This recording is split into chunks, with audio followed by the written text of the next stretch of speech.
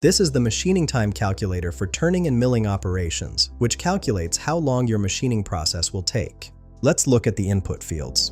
First, enter your length of cut L in either millimeters or inches. I'll use millimeters for this demo. Next is feed rate F, which you can specify in millimeters per revolution, inches per revolution, millimeters per minute, or inches per minute. I'm selecting millimeters per revolution. Then input your spindle speed N in RPM. Finally, enter the number of passes, which defaults to 1 but can be adjusted for multiple cutting passes. For this example, I'll enter 10 millimeters for length of cut, 10 millimeters per revolution for feed rate, 10 RPM for spindle speed, and 1 for number of passes. After clicking Calculate Machining Time, we get 3 results. The feed rate effective shows 100 millimeters per minute, which converts your input feed rate to cutting speed.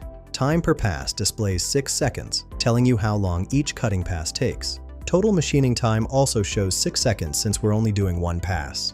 This calculator helps you estimate production time and optimize your machining parameters. Find the link in the description below.